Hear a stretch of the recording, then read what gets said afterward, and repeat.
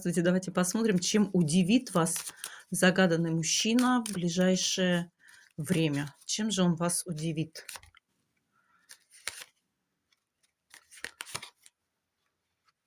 Вы знаете, он успокоится, как-то, знаете, станет таким мягким, миролюбивым, вот прям таким теплым, добрым, чувственным, страстным.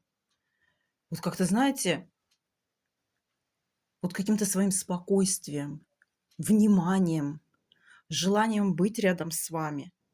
Желание провести с вами время, вот как-то он откроется вам, будет нежным, чувственным, обходительным.